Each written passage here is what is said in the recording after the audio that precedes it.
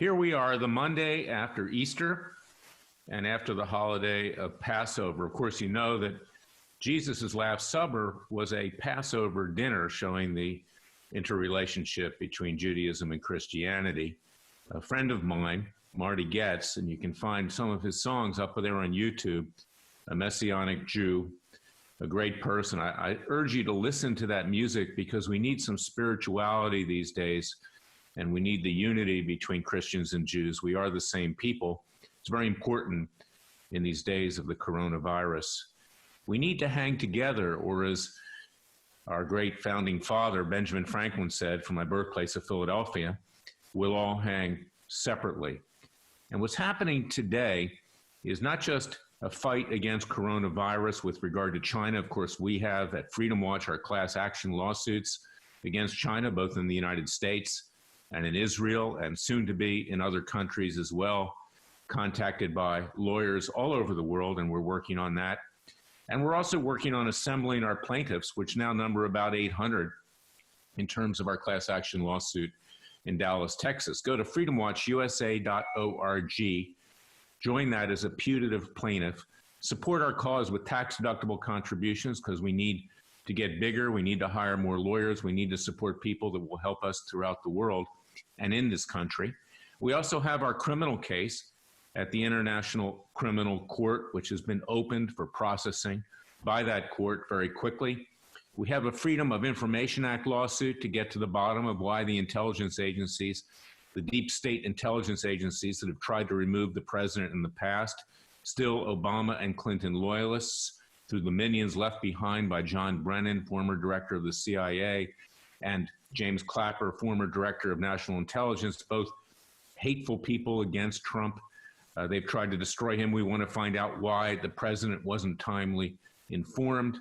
And we have a lawsuit for Ben Stein, the famous actor, comedian, writer, financial analyst, attorney, against the governor of California for a declaratory judgment and an injunction on these draconian stay-at-home orders, which are allegedly enforced by imprisonment if you violate them. That's over the top. We're in favor of social distancing, of course, and we're in favor of good health habits such as washing your hands and using masks. But you don't threaten people with imprisonment. That's not the United States. That's the Soviet Union. That's China.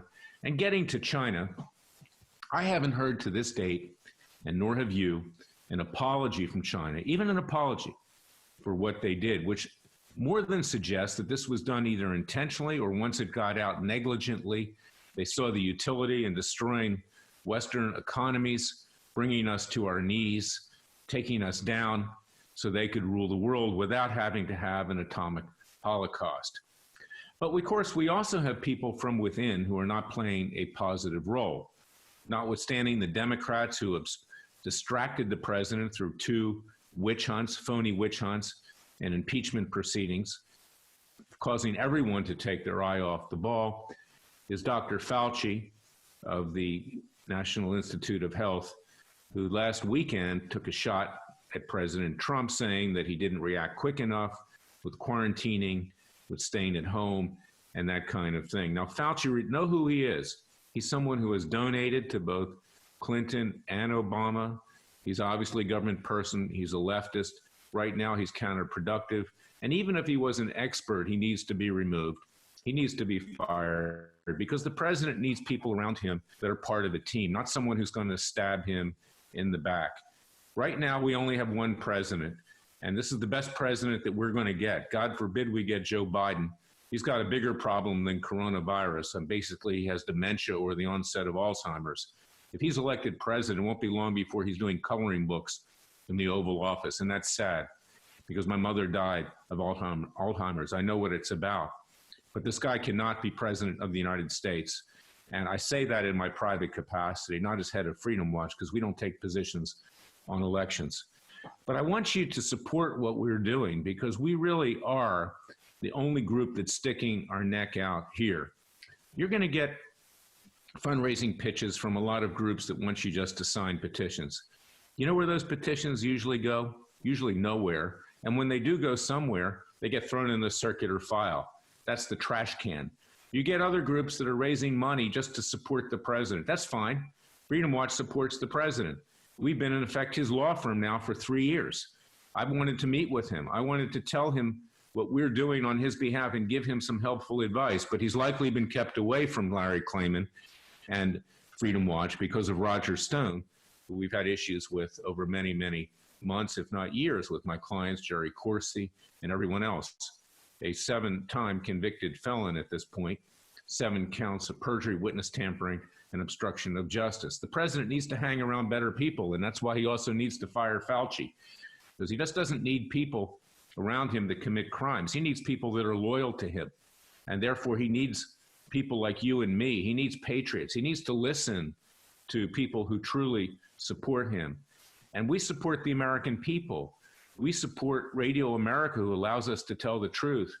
We support people of faith, people who believe in something, the vision of our founding fathers. We cannot allow this country to be destroyed. And that's why go to freedomwatchusa.org and support our cause, support our bringing China to justice, the communist Chinese, not the Chinese people. As I've said, they're good people. 30% or more of the people who've signed up for our class action lawsuit against China to pay for the damage, because American taxpayers should not pay. China should pay. Are Asian American and Chinese American. We are all Americans, and we now need to fight the communist regime in China, bring them down to their knees, and also get rid of them, hopefully weaken them enough that their own people will have freedom, because their own people are living in bondage, in slavery. And right now, they don't have a Moses to lead them to the promised land. The best thing that we can do is to hold China accountable, not just economically, to pay for the damage they have done, but also to have their leaders thrown in prison where they belong. That's why go to freedomwatchusa.org, support our cause, join up for our class actions, support us with tax-deductible contributions. We're amassing teams of lawyers here and overseas to bring China to their legal knees. And share this podcast, which you can find at freedomwatchusa.org, at Spotify, at iTunes, at Roku, at Facebook, on Twitter, everywhere. Get the word out. Get up off the couch. Do something positive. Turn off Fox News, which also took shots at the president over the weekend. Two-faced, dishonest network. Most dishonest of all, even if they're ideologically closer to what we believe. Really a vile bunch of people over there. Start doing something for yourself. Get the news and then turn it off and join Freedom Watch at freedomwatchusa.org. And God bless you. God bless your family. Stay safe during this post-Easter and Passover period. And remember, it's our Judeo-Christian faith and our belief in God. God has his hand on our shoulder that will carry us through this crisis. Until then, until our next podcast, stay safe, and thank you for listening to me.